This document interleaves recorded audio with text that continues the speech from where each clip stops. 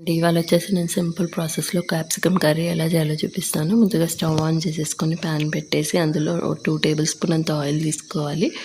Oil వేసేసినాక పోపు దినుసులు వేసేసుకొని అందులోనే కొద్దిగా కరివేపాకు, మినప్పప్పు వేసేసుకున్న తర్వాత ఒక ఆనియన్స్ సన్నగా చాప్ చేసుకుంది వేసుకోవాలి. ఆనియన్ బాగా ఫ్రై అనేది అయిన తర్వాత అందులో వచ్చేసి అల్లం వెల్లుల్లి పేస్ట్ వేయాలి, ఒక 1/2 టేబుల్ స్పూన్ అంతా.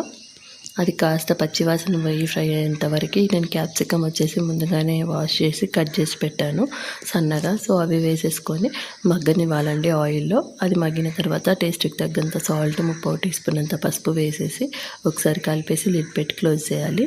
ఇది కాస్త మగ్గిన తర్వాత మిడిల్లో వచ్చేసి ఒక టొమాటోని సన్నగా చాప్ చేసి వేసుకోవాలి. అది కాస్త మగ్గిన తర్వాత ఒక 1 టేబుల్ స్పూన్ అంత కారప్పొడి వేసేసి, ఇక్కడ మీకు కావాలి అనుకుంటే వాటర్ యాడ్ చేయొచ్చు, లేకుంటే లేదు. నేను వచ్చేసి వాటర్ యాడ్ చేయట్లేదు. లాస్ట్గా కొద్దిగా ధనియాల పొడి వేసి